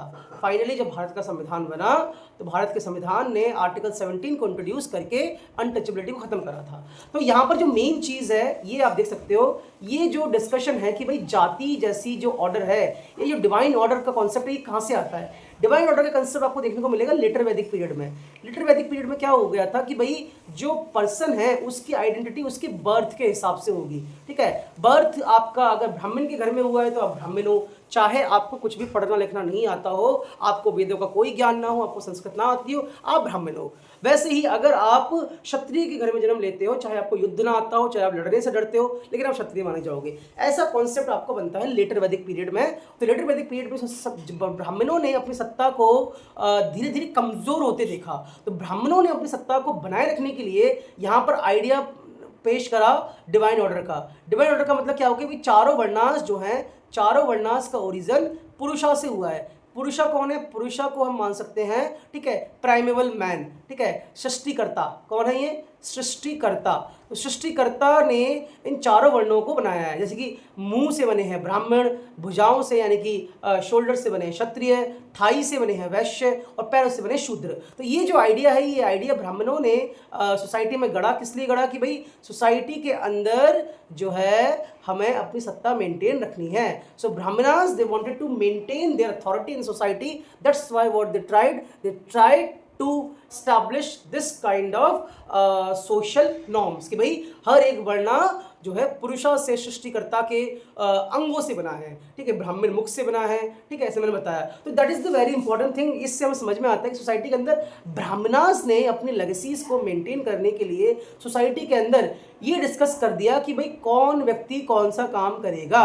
धर्मसूत्रास और धर्मशास्त्रास में खास चीज है आइडल ऑक्यूपेशन। इसके हिसाब से मैंने बताया कि भाई ब्राह्मणास जो है मुख से है, ठीक है, उनका जो राइट बनता है वो संस्कृत पढ़ सकते हैं, वेदास को पढ़ सकते हैं, और जो व्यक्ति वेदास को पढ़ सकता है समाज में सबसे ऊंचा स्थान उन्हीं का ही होगा। तो ये हमें देखने को मिलता है। तो इन्होंने, ब्राह्मणों ने गिफ्ट लेना, सेक्रीफाइस परफॉर्म करना, ठीक है, पूजा करना, पाठ करना, ये सारा काम वहीं क्षत्रियास का काम था वॉरफेयर, मिलिट्री, ये सारा काम करना। तो इस तरीके से हमने देखा कि सोसाइटी के अंदर ब्राह्मणास सोसाइटी के मेन सेंटर में आ जाते हैं। वर्ण सिस्टम को वो स्ट्रांगली फॉलो करवाते हैं और उनका जो मेन मोटिव है, मोटिव किस चीज का है? वो मोटिव है सोसाइटी में कोई भी उनको बायपास ना कर सके। That is very important. ठीक है, इस तरीके से हमने देखा कि भी ब्राह्मणास का सोसाइटी में डोमिनेंस किस तरीके का था। तो यहाँ पर हमारे पास एक और स्टोरी है। आपको जो मैंने बताया कि भी ब्राह्मणास ने सोसाइटी में डोमिनेंस बना रखा था और ब्राह्मण और क्षत्रिय दोनों मिलके सोसाइटी को लीड कर रहे थे। बाकी की जो दो कम्युनिटीज थी, ठीक है, कौन कौन सी? शूद्रास और वैश्य समाज में इनको कहीं ना कहीं आइसोलेट कर दिया गया था। तो यहाँ पर कहानी किसकी है? यहाँ पर कहानी है एकलव्य की। ठीक है, हम लोगों ने सुनी है बचपन में कहीं ना कहीं, लेकिन अभी आपको और अच्छे समझ में आएगी। एक टाइम पर जब द्रोणाचार्य अपने स्टूडेंट्स को सिखा रहे थे, उनके स्टूडेंट्स कौन कौन थे? कौरवास और पांडवास। वो सिर्फ राजा के बच्चों को सिखाते थे। तो उनके पास एक लड़का आता है जो भील समुदाय से होता है, एकलव्य। वो द्रोणाचार्य के सामने धनुष चलाना सीखना चाहता है और कहता है कि आप मेरे को एडमिशन दे दो। द्रोणाचार्य ने साफ साफ कह दिया कि भाई मैं ब्राह्मणों को या क्षत्रियों को सिखाता हूँ, मैं तुम्हें एडमिशन नहीं दूंगा। तुम्हारा राइट नहीं बनता है कि तुम धनुष चलाना सीखो। लेकिन वो लड़का जो था बहुत अच्छा था, बहुत टैलेंटेड था, बहुत लगन थी। उसने क्या किया? उसने द्रोणाचार्य के सामने, जो उनका स्कूल था उसके सामने ही वो झोपड़ी में रहने लगा और दूर से देखकर उसने धनुष चलाना बहुत अच्छे से सीख लिया। एक बार की बात है, जब द्रोणाचार्य अपने शिष्यों के साथ कहीं पे जा रहे थे तो एक कुत्ता उन पे भौंक रहा था। उन्होंने अर्जुन को कहा कि उस कुत्ते के मुंह को बंद करो, लेकिन उस कुत्ते को कोई भी हानि नहीं पहुंचनी चाहिए। अर्जुन को वो मंत्र याद नहीं था, वो टेक्निक याद नहीं था, वो इस काम को करने के लिए नहीं आगे आ पाए। इतने में एक तीर आया जिसने उस डॉग के मुंह के चारों तरफ एक घेरा बनाया और उस कुत्ते को भी कोई प्रॉब्लम नहीं आई। इस चीज को देख के द्रोणाचार्य ने पूछा कि भाई ये जो काम है किसने किया है? तब एक लड़का निकल कर आया जिसका नाम था द्रोणाचार्य, जिसका नाम था एकलव्य। ठीक है, एकलव्य क्या करते हैं यहाँ पर? एकलव्य जो है वो बताते हैं कि गुरुजी मैंने आपसे ही सीखा है, आप ही मेरे गुरु हो, मैंने आपकी मूर्ति बनाई है, ठीक है, और आप ही ने मेरे को सिखाया है। तो गुरु द्रोणाचार्य को अपनी ब्राह्मण्स और, ठीक है, ब्राह्मण्स और क्षत्रियास की लेगेसी को मेंटेन करनी थी। तो इसीलिए एक गुरु ने क्या किया? अपने स्टूडेंट के साथ गलत किया, ठीक है, और उन्होंने एकलव्य से उनका अंगूठा मांग लिया। तो this is the example we are having. That example is clearly depicting की हाउ दी ब्राह्मणिकल और धर्मसूत्रास धर्मशास्त्रास वर प्रिवेलिंग और कंट्रोलिंग द सोसाइटी। ठीक है, वो नहीं चाहते थे कि सोसाइटी में कोई उनको बाईपास करे, कोई वो स्किल्स सीखे जो स्किल्स उनको आती है, क्योंकि वो स्किल्स सोसाइटी में उनको अपर क्लास में बने रहने के लिए उनको हेल्प करती हैं। तो कहीं ना कहीं वो इस चीज के लिए इनसिक्योर भी आपको देखने को मिलेंगे। ठीक है, तो इस तरीके से हमने देखा कि ब्राह्मणस का यहाँ पे क्या रोल था। लेकिन अब यहाँ पे आपके सामने कुछ एक्सेप्शनल केसेस जिसमें हम डिस्कस करेंगे नॉन क्षत्रिय किंग। तो नॉन क्षत्रिय किंग की अगर हम बात करें धर्मसूत्र और धर्मशास्त्रास के साथ, तो महाभारत के टाइम पीरियड पर भी कुछ ऐसे किंग मिलेंगे जो आपके ब्राह्मण्स भी हैं, शूद्रास भी हैं। ठीक है, एग्जाम्पल के तौर पे हमने क्लास अभी चैप्टर 2 पढ़ा था 600 BC के टाइम पीरियड पे। ठीक है, हमने डिस्कस करा था 321 BC में चंद्रगुप्त मौर्य राजा बनते हैं। ठीक है, तो चंद्रगुप्त मौर्य के बारे में ज्यादातर हिस्टोरियंस मानते हैं कि ये वैश्य कम्युनिटी से थे, he was not Kshatriya. Another example we are having that lord Krishna. ठीक है, lord Krishna of Mahabharata, lord Krishna he was from ग्वाला। ठीक है, और the Gopal, he is also known as Gopal. तो जो गाय को चराने का काम करते थे, even he was not the Kshatriya. तो इस तरीके से हमने देखा कि बहुत सारे ऐसे राजा हैं। फिर हमने डिस्कस किया था सातवाहन राजाओं के बारे में, वो भी क्षत्रिय नहीं है, ब्राह्मण है। तो बहुत सारे केस में हमने देखा कि भी कनवास हैं, शुंगास हैं, ठीक है, मौर्यास को जिन्होंने रिप्लेस करा था शुंगास ने, वो भी ब्राह्मण थे। तो इस तरीके से हमने देखा कि जरूरी नहीं है एक टाइम ऐसा आया कि सिर्फ क्षत्रिय ही राजा बनेगा, नहीं, धीरे धीरे चेंज होता है। ठीक है, इस तरीके से हमने बहुत बड़े लेवल पे देखा है कि शकास, जिनको मलेशियाज भी बोलते हैं, ये लोग भी सेंट्रल एशिया से आते हैं, नॉर्थ वेस्ट में अपने एम्पायर को सेट करते हैं। तो कुल मिला के ब्राह्मणास का जो डोमिनेशन था, ब्राह्मणों का जो क्लेम था कि समाज के अंदर जो राजा है वो क्षत्रिय ही बन सकता है, वो इस टाइम पर आकर ये क्लेम जो है टूटता हुआ दिखाई देता है। इस टाइम पर आकर हमें दिखाई देता है कि हाँ, समाज के अंदर जो दूसरा क्लास है, ठीक है, वो भी राजा बन सकता है। ठीक है, अब यहाँ पे आगे बढ़ते हैं, आगे हमारे पास है यहाँ पर ये सारे के सारे पिक्चर बड़े इंपॉर्टेंट है जो हमें बताते हैं किस तरीके से सोसाइटी के अंदर जो राजा थे, महाराजा थे, वो अपने आप को स्टैब्लिश करने की कोशिश कर रहे थे। ये आपके सामने शका रूलर का जो सिक्का है, रुद्रदामन, है ना? और यहाँ पर हमने देखा कि भाई जो शकास थे उनको मलेच्छास बोलते हैं, ठीक है? इस तरीके से हमने देखा यहाँ पर गौतमीपुत्र श्री शातकर्णी हो गए, भगवान कृष्ण हो गए, है ना? अंगराज कर्ण हो गए। तो कर्ण के जो वैसे तो बायोलॉजिकल मदर उनकी कुंती है, लेकिन उनको ये बात बहुत बाद में पता चलती है। शुरू से लेके एंड तक कर्ण को एक सूत पुत्र ही माना गया। तो कर्ण का भी एक एग्जाम्पल है जो नॉन क्षत्रिय किंग में हम कंसिडर कर सकते हैं। तो इस तरीके से हमने देखा कि भाई ये जो आपका सोसाइटी के अंदर अलग अलग इंटीग्रेशन है, अलग अलग फ्रेमवर्क है, कास्ट जो है कॉम्प्लिकेट प्रोसेस है, लेकिन ब्राह्मणास ने अपने अथॉरिटीज को बनाए रखने के लिए सोसाइटी के अंदर अपने क्लेम्स को मेंटेन रखने के लिए इन्होंने ब्राह्मणा जो नॉर्म्स है उसको स्ट्रॉन्ग करा और वर्णा ऑर्डर को बनाए रखा, क्योंकि वर्णा ऑर्डर को बनाए रखना उनके लिए फेवर में था। ठीक है, जातीज और मोबिलिटी। तो लेटर वैदिक पीरियड के बाद हमने देखा कि भाई सोसाइटी के अंदर जो जाति है, जाति जो वर्ड है, मैंने बताया जाति आपकी वो वर्ड है जो वर्णा सिस्टम में फिट नहीं बैठते। ठीक है, नो फिट इन वर्णा सिस्टम। तो इस तरीके से हमने देखा कि जो वर्णा सिस्टम जो है, चार वर्णास में भी, क्योंकि ये लोग अलग अलग ऑक्यूपेशन करते थे, जरूरी नहीं है कि भाई हर कोई पूजा करेगा, जरूरी नहीं कि हर कोई मिलिट्री में जाएगा, कुछ लोग आर्ट एंड क्राफ्ट वाला काम भी करते थे। ठीक है, ये जो चीज है जो हमें देखने को मिलती है, कुछ लोग सोने का काम भी करते हैं। तो इस तरीके सोसाइटी के अंदर जो गिल्ड्स है, जो श्रेणीज है, वो निकल निकल कर आती है। ये गिल्ड्स और श्रेणी सोसाइटी के अंदर क्या बनाती है? ये बनाती है सोसाइटी के अंदर एक नया क्लास, जो क्लास कंप्लीटली फिट नहीं बैठता है वर्णा सिस्टम में। हमारे पास एक बहुत अच्छा इंक्रिप्शन है जो हमें मिलता है 5th सेंचुरी का, मंदसौर मध्य प्रदेश में। ठीक है, और इस तरीके से हमने देखा कि यहाँ पर जो सोसाइटी के अंदर जो ब्राह्मणिकल नॉर्म्स है, ब्राह्मणिकल नॉर्म्स अब इतने पावरफुल नहीं हो रहे, धीरे धीरे उनकी जो है सोसाइटी में वो वीक हो रहे हैं, क्योंकि सोसाइटी के अंदर जो जाति है वो एमर्ज हो रही है। ऐसी जाति जो किसी भी वर्णा सिस्टम में नहीं जाना चाहते थे, but they were very important. ठीक है, तो इसके बाद यहाँ पर जो इम्पोर्टेंट है, वर्णा सिस्टम के अलावा सोसाइटी के अंदर एक ग्रुप ऐसा था जिसको समाज के चारों वर्णों से बाहर रखा गया था। ठीक है, अब ये जो सोसाइटी के अंदर ये काम किसने करा? ये काम भी ब्राह्मणों ने करा। अब हम किसकी बात कर रहे हैं यहाँ पर? हम यहाँ पे बात करें चांडाल्स के बारे में। ठीक है, मैंने आपको एक स्टोरी बताई थी चैप्टर 2 में, मतंग जातका की। तो इस तरीके से ही यहाँ पर चांडालों की बात करें तो चांडाल जो है, चांडाल हो गए, निषाद हो गए जिसमें हमने एकलव्य की कहानी डिस्कस करी, सूत हो गए, इन लोगों को सोसाइटी में बहुत लंबे टाइम तक अलग रखा गया। ठीक है, समाज के मेन स्ट्रीम के साथ इनको मिलने जुलने का कोई भी राइट नहीं था। That is very very important. ठीक है, तो सोसाइटी के अंदर यही चीज को बनाए रखने का काम किसने करा? ब्राह्मणास ने करा। चांडालों के साथ ये प्रॉब्लम थी कि चांडाल जिस जगह पे रहेंगे वो जगह गांव से बहुत बाहर की जगह होगी। जब ये चलेंगे तो अपने साथ कुछ साउंड करते हुए चलेंगे ताकि मेन स्ट्रीम के लोग अलर्ट हो जाएं कि चांडाल आ रहा है और उससे हमें अपने आप को बचना है, अवॉइड करना है। ठीक है, अब इस तरीके से हमने ये सारी चीजें हमने देखी कि भाई मलेशियास के लिए भी ये चीजें मानी जाती हैं, लेकिन क्योंकि ये राजा थे, क्योंकि ये पावरफुल थे, इसीलिए इनको कोई भी इस तरीके से कंसिडर नहीं करता। लेकिन जब हम बात करें निषादों के बारे में, जब हम बात कर रहे हैं, ठीक है, और जो दूसरी कैटेगरी के लोग हैं जो समाज में बहुत नीचे तबके का काम करते हैं, चंडाल जैसे लोग हैं, उनके साथ सोसाइटी में डिस्क्रिमिनेशन हमें देखने को मिलता है, वो भी बहुत बड़े लेवल पर। ठीक है, तो महाभारत के अंदर ये सारी की सारी जो स्टोरी है बहुत इंपॉर्टेंट है। ठीक है, यहाँ पर एक और एग्जाम्पल है जिसमें हम बात कर रहे हैं, एक डमन की कहानी है, आदि पर्व की स्टोरी है ये। जब पांडवास वन में गए थे, तो वन में उनको एक डेमन लेडी मिली थी जिसको भीम से प्यार हो गया था, और वो थी आपकी हिडिंबा। ठीक है, हिडिंबा।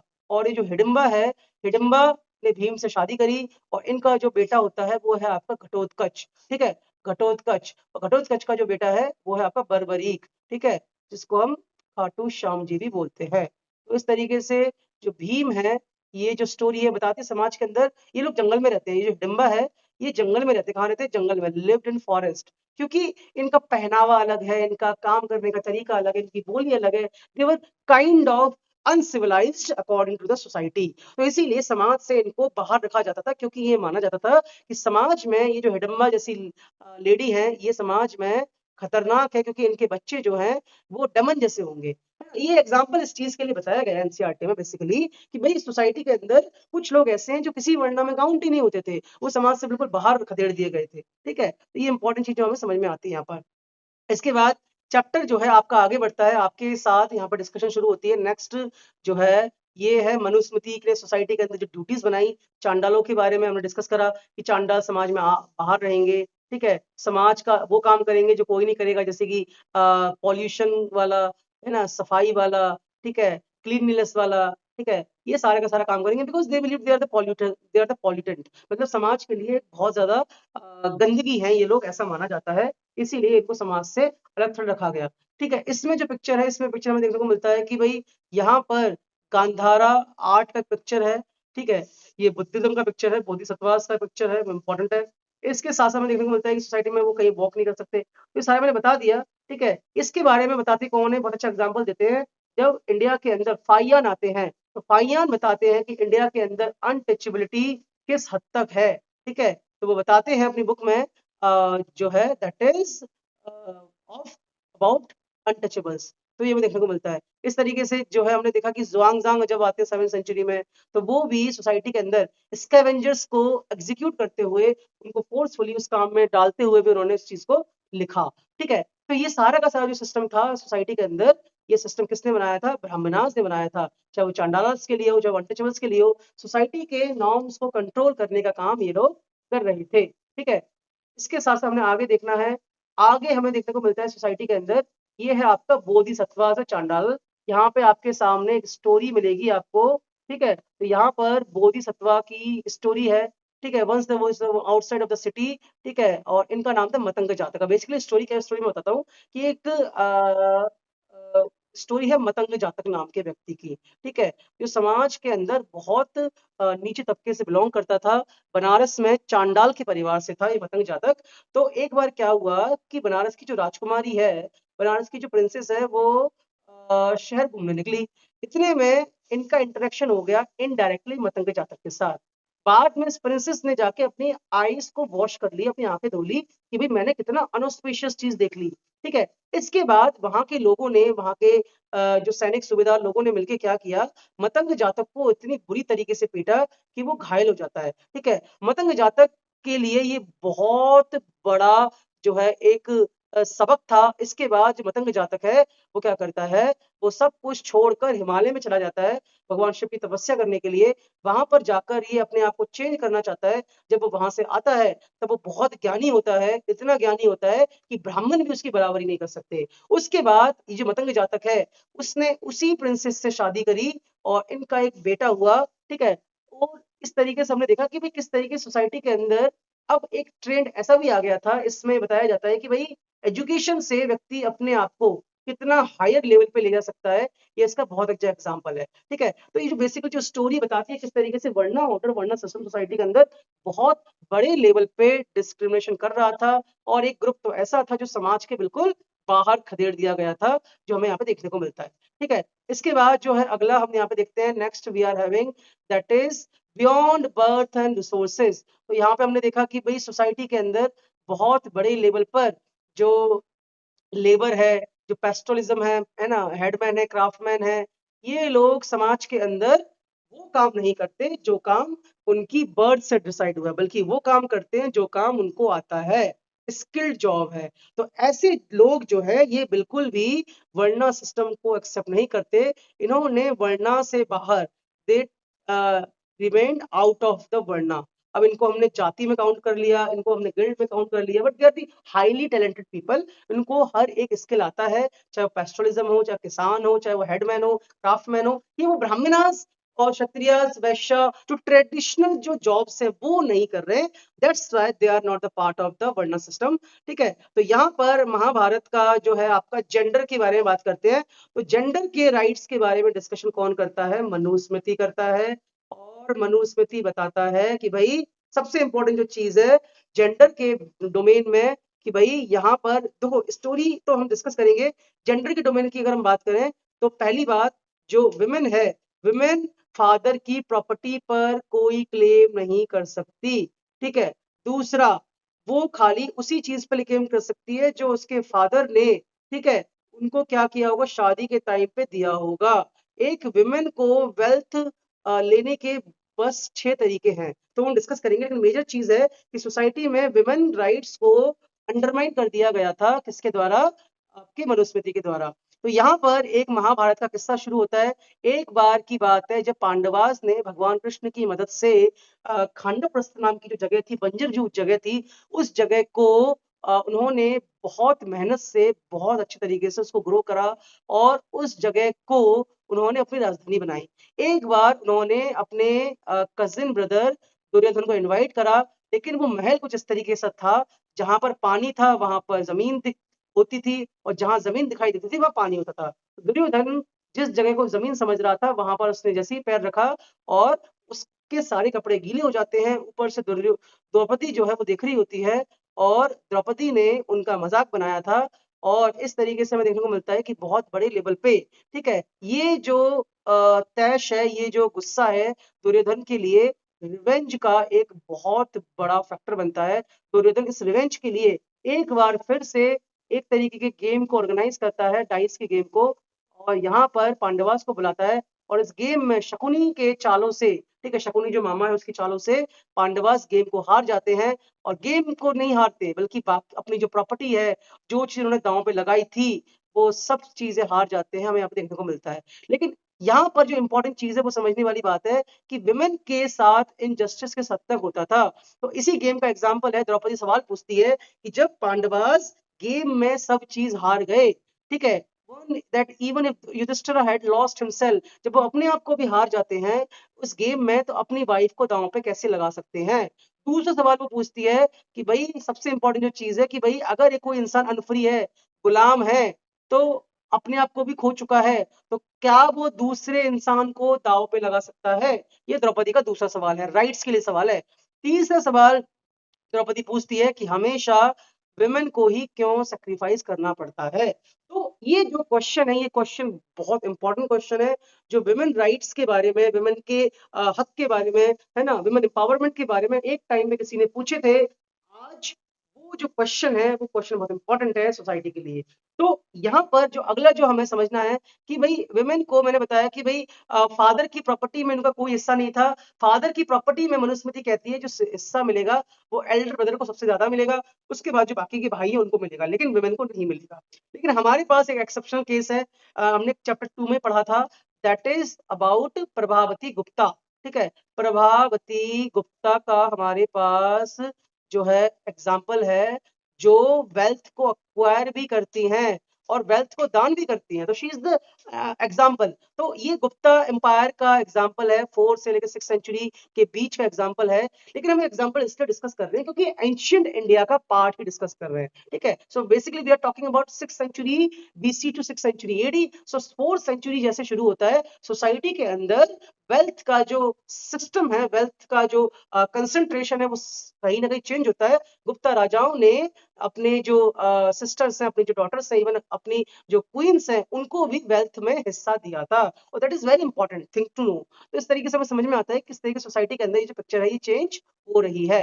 ठीक है, नेक्स्ट जो हमें समझ में आता है, next we are having, that is the how could man and women acquire wealth. तो वो शास्त्रों में कहा गया, मनुस्मृति कहती है कि जो वेल्थ है वो मैन 7 तरीकों से अर्जित कर सकता है। ठीक है, अक्वायरिंग वेल्थ, किसी का वेल्थ लेना, इनहेरिटेंस, फादर की प्रॉपर्टी मिलना, कहीं पे कुछ पैसा मिलता है, परचेज हो गया, जीतना, इन्वेस्ट करना, काम करना, acceptance, gift from good people, अच्छे लोगों से गिफ्ट लेना। तो 7 means of acquiring wealth for man. 7 means, 7 तरीके से जो है मैन वेल्थ को अक्वायर कर सकते हैं। इसी तरीके से वुमेन की बात करें, वुमेन के पास जो है 6 मीन्स है, वो भी काफी लिमिटेड टर्म्स में है। जैसे कि अगर हम बात करें, सबसे पहला तो कन्यादान, जो फादर ने एज अ गिफ्ट शादी के टाइम पे विमेन को या उसकी बेटी को दिया था, वो उसका है। ठीक है, उसके साथ साथ हमने देखा कि भाई प्रोसेशन, ब्राइडल के तौर पे जो उसको मिला है, जो गहने वगैरह हैं उनके, ठीक है, अपने ब्रदर से कुछ मिला है, मदर या फादर ने कोई गिफ्ट दे दिया है। तो ये सारी की सारी चीजें जो है उसके लिए वेल्थ का जो है सोर्स है, बट ये काफी लिमिटेड है। मतलब पब्लिक लेवल पे वुमेन को वेल्थ एक्वायर करने का राइट कभी दिया ही नहीं गया। जो हमें यहाँ पे सिखाई देता है। ठीक है, वर्ण के हिसाब से अगर मैं बात करूँ सोसाइटी के अंदर, ब्राह्मणिकल जो नॉर्म्स है बताते हैं सोसाइटी के अंदर जो आपका वेल्थ है, वेल्थ को अगर हमने देखा कि भाई सोसाइटी के अंदर वेल्थ उसी को मिलेगी जो सोसाइटी के अंदर या तो मैन होगा, ठीक है? या वो अपर क्लास से बिलॉन्ग करेगा। ये 2 कंडीशन वेल्थ के लिए बहुत इम्पोर्टेंट है, ठीक है? अब यहाँ पर हमें देखने को मिलता है कि भई सोसाइटी के अंदर क्या हुआ कि भई पहले जो वेल्थ था वो या तो ब्राह्मणों के हाथ में है या क्षत्रियों के हाथ में है। लेकिन धीरे-धीरे सिनेरियो चेंज होता है 6th सेंचुरी ऑनवर्ड हमें देखने को मिलता है कि ज़रूरी नहीं है कि भई सिर्फ़ और सिर्फ़ जो ब्राह्मण है, वो ही आपका वेल्थ को लेके रहेगा या क्षत्रियों के पास ही वेल्थ है। तो यहाँ पर हमें देखने को मिलता है सोसाइटी के अंदर धर्मशास्त्र, धर्मशास्त्र के अलावा सोसाइटी के अंदर कुछ ऐसे आइडियाज भी निकल कर आते हैं, जब मैंने बताया कि जब बुद्धिज्म का राइज होगा, ठीक है, 600 बीसी के टाइम पीरियड पे ही बुद्धिज्म का राइज होता है, जहां पर वैश्य कम्युनिटी ने बहुत बड़े लेवल पे बुद्धिज्म को सपोर्ट करा कि वैश्य कम्युनिटी ने अपने मेहनत से, अपने लगन से, अपनी स्किल से उन्होंने बहुत अच्छी खासी अर्निंग कर ली थी बिकॉज ट्रेडिंग का जो काम था वो वैश्य कर रहे थे। तो सोसाइटी में क्या हुआ, सोसाइटी में अब यहाँ पे क्या देखने को मिलेगा, यहाँ पर सोसाइटी के अंदर अब आपका जो पहला वाला कॉन्सेप्ट था कि भाई जो ब्राह्मण और क्षत्रिय है वही अमीर होंगे, ऐसा कुछ नहीं है। अब सोसाइटी में वेल्थ को अक्वायर करने की जो नॉर्म्स है उसमें भी हमें काफी सारा चेंज देखने को मिलता है। That is very important. इस तरीके से सोसाइटी के अंदर हमें क्या देखने को मिलेगा, बहुत बड़े लेवल पर सोसाइटी के अंदर ये एग्जाम्पल है, इसमें बताया गया है कि एक शूद्र भी इंपॉर्टेंट हो सकता है, अमीर हो सकता है। मध्यम निकाय का एक डिस्कशन है अवंतीपुत्र और काचना के बीच में। ठीक है, डिस्कशन में सबसे इंपॉर्टेंट जो चीज है वो ये है कि भाई ब्राह्मण्स के पास सोसाइटी में सारी अथॉरिटी रही है, सोसाइटी के वो बेस्ट कास्ट रहे हैं, सोसाइटी के अंदर उनसे बड़ा कोई नहीं है। लेकिन एक चीज हमें देखने को मिलती है कि कई जगह पर शूद्र जब वेल्थी होता है तो ब्राह्मणों को भी अपने पास वो काम करवाता है, ब्राह्मणों को भी अपने यहाँ पे नौकर रखता है। तो अवंतीपुत्र ने यहाँ पर ये बताया कि अगर शूद्र के पास वेल्थ है, if Shudra had a wealth और corn gold silver he could have as is obedient Brahmans, तो मतलब वो ब्राह्मण्स को भी अपने यहाँ पर अपना ओबीडिएंट बना सकता है, अपना जो है क्या बना सकता है, अपना एक तरीके से नौकर या चाकर बना सकता है। तो ये इंपॉर्टेंट तरीके से हमें समझ में आता है, दैट इज वेरी इंपॉर्टेंट, तो हमें समझ में आया। ठीक है, तो इस तरीके से जो है ब्राह्मणास का वेल्दी शूद्रा वाला कॉन्सेप्ट समझ में आता है। अल्टरनेटिव सोर्स ऑफ सिनारियो, ठीक है, सोसाइटी के सिचुएशन को देखने के बाद हमें समझ में आता है सोसाइटी के अंदर जो सोशल सिस्टम है वो कैसे था, वेल्थ का सिस्टम है वो कैसे था। ठीक है, ये इंपॉर्टेंट है जो हमें समझ में आता है। ठीक है, ये सोसाइटी के नॉर्म्स को डिस्कस करता है। ये पिक्चर बहुत इंपॉर्टेंट है, पिक्चर क्या बताता है, पुअर जनरस चीफ। तो यहाँ पर जो जनरस चीफ है उसका एग्जाम्पल है, और ये जो पिक्चर है ये देख सकते हो, ये आपका वेल्दी शूद्र है। ठीक है, वेल्दी शूद्र, जो बड़ा व्यक्ति है वो वेल्दी शूद्र है। ठीक है, और ये आपका ब्राह्मण है। तो ये हमें देखने को मिलता है इस तरीके से। ठीक है, इस तरीके से आगे बात करें, आगे हमें महाभारत के टेक्स्ट को हिस्टोरियंस ने कैसे हैंडल करा। तो देखो महाभारत के टेक्स्ट जो है उसकी जो स्टोरीज है वो ओरिजिनली संस्कृत में है, लेकिन हर जगह से रीजनल वेरिएशंस काफी इंपॉर्टेंट रखते हैं। हर जगह से हमने उसकी स्टोरीज में से कुछ ना कुछ हिस्सा लिया है, कुछ ना कुछ बात हमने समझने की कोशिश करी है, क्योंकि महाभारत की जो स्टोरी है वो सिर्फ और सिर्फ किसी एक टॉपिक के बारे में बात नहीं करती, सोसाइटी के अंदर बहुत चीजों के बारे में बात करती है। ठीक है, सोसाइटी के अंदर जब हम बात करते हैं सोशल डिफरेंसेस के बारे में, सोशल कॉन्ट्रैक्ट के बारे में, तो महाभारत हमें बहुत कुछ बताता है। ठीक है, लेकिन जैसे जैसे बुद्धिज्म का राइज होता है, ये जो वर्णा सिस्टम है, ये सारी चीजें कम पड़ने लग जाती है सोसाइटी के अंदर, ब्राह्मणास का जो डोमिनेशन है वो कम होने लग जाता है, और जो वैश्यों को सपोर्ट मिला था बुद्धिज्म का, उन्होंने बहुत अच्छे से ग्रो करना शुरू करा, क्योंकि उनका जो मेन जो तरीका था, ठीक है, वो कैसा था, वो था आपका इक्वालिटी पे बिलीव करना और इक्वालिटी को इंश्योर करना। ठीक है, we will give him return of proportion of rice chosen by the whole people, he will be known as Mahasammata, great elect. तो यहाँ पर राजा को पहले जो हेरिडिटरी पोजीशन थी वो भी कहीं ना कहीं कॉम्प्रोमाइज होती है, यहाँ पे इलेक्टेड पोजीशन की भी बात होने लगी कि भाई हम उस वर्सन को चुनेंगे जो हमें ठीक लगता है। ठीक है, इस तरीके से राजा सिर्फ क्षत्रिय नहीं होगा, या जो सोसाइटी के अंदर लॉ बनाने वाला सिर्फ ब्राह्मण नहीं होगा, यहाँ पे डिसाइड हुआ कि भाई अलग तरीके के लोग भी हो सकते हैं। तो इस तरीके से हमें देखने को मिलता है सोसाइटी के अंदर ह्यूमन चॉइस का यहाँ पर बहुत बड़ा रोल है, ह्यूमन चॉइस देखने को मिलती है सोसाइटी के अंदर, बहुत बड़े लेवल पर ह्यूमन वैल्यूज को रखा गया। ठीक है, और ह्यूमन बीइंग यहाँ पर कितना इंपॉर्टेंट है वो देखा गया। ठीक है, इंडिविजुअल राइट्स के बारे में बात होने लगी 600 सेंचुरी के बाद कि भाई व्यक्ति इंपॉर्टेंट है, ठीक है, सोसाइटी कम्युनिटी जो है वो आपकी हम बाद में डिस्कस करेंगे। इस तरीके से सोसाइटी कम्युनिटी की जो बात, जो सोसाइटी में नॉर्म्स थे, वो नॉर्म्स को कहीं ना कहीं एक तरीके से नजरअंदाज किए गए, क्योंकि बुद्धिज्म जैनिज्म ने जो मेन फोकस करा वो करा इंडिविजुअल पे, कि भाई बाकी जो बातें इन पे हम बाद में बात करेंगे, क्योंकि ये सारी चीजें इंपॉर्टेंट नहीं है। इवन बुद्धा ने तो सोसाइटी के अंदर जो वर्ण सिस्टम है उसको क्रिटिसाइज करा, वेदास को क्रिटिसाइज करा। उन्होंने कहा कि भाई सारे के सारे इंसान बराबर है, इक्वल है, ये सोशल जो डिफरेंस है, वर्ण ऑर्डर है, ये बिल्कुल बकवास की बात है, किसी भी तरीके से हमें इसको नहीं मानना चाहिए, ठीक है। तो इस तरीके से महाभारत के अंदर हमें ये सारी की सारी चीज देखने को मिलती है सोसाइटी के अंदर।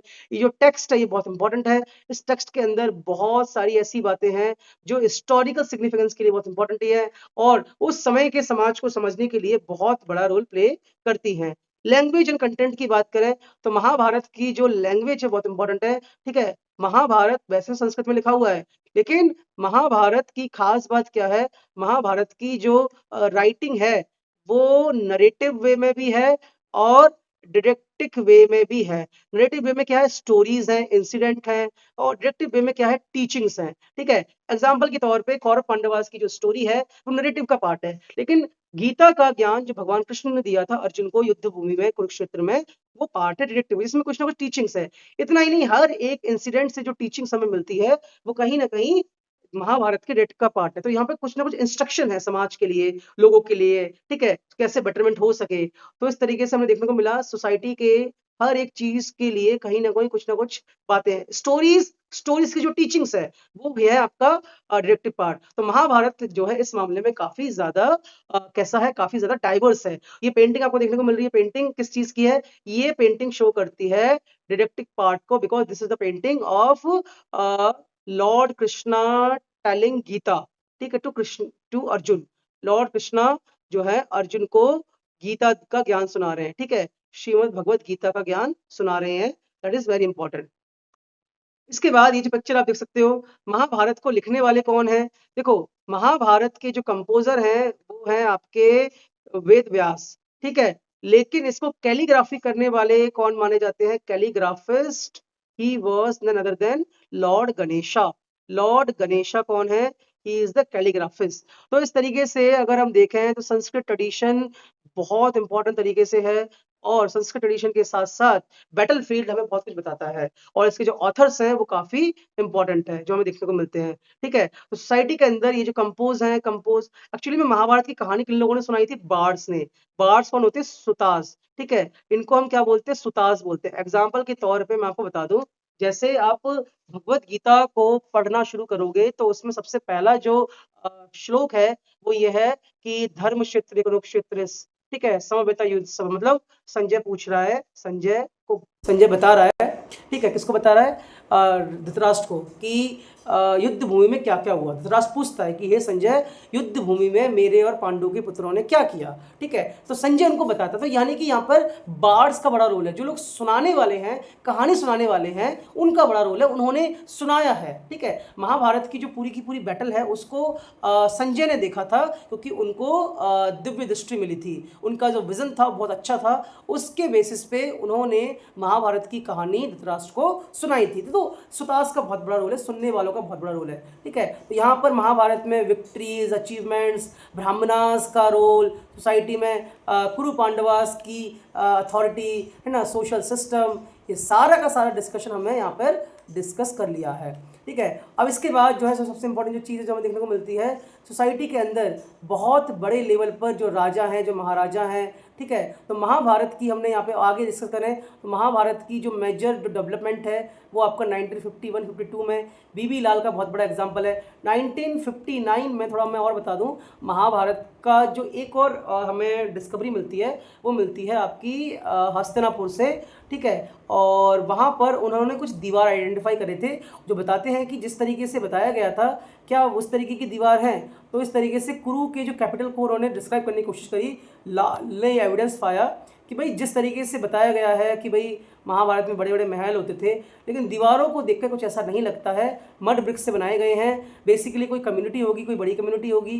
तो इस तरीके से ये जो उनकी जो फाइंडिंग्स है वो इस तरह इशारा करती है कि महाभारत को बहुत ज़्यादा ड्रामेटिकली और एग्जेसिव तरीके से, या ये कह लो कि उसको बहुत बढ़ा चढ़ा के सुनाया गया है, हर व्यक्ति ने अपने हिसाब से सुनाया है। लेकिन जब हम महाभारत को ओरिजिनली पढ़ते हैं तो हमें ऐसा लगता है कि नहीं, ये कोई ऐसा छोटा मोटा स्टोरी नहीं है, ये बहुत वेल स्टोरी है, वेल क्राफ्टेड स्टोरी है, ठीक है, और बहुत लंबे समय से इसको सुनाई जा रही है। तो हमें बहुत सारी चीज़ें मिली, जैसे कि बीबी लाल को ड्रेनेज सिस्टम, ठीक है, रिफ्यूज़ वाटर, इनकी दीवारों को देख के ही उनको ये लगता है कि भाई इतनी बड़ी जो है सिविलाइजेशन का पार्ट नहीं हो सकती, ठीक है। तो ये हस्तिनापुर का एक वॉल है।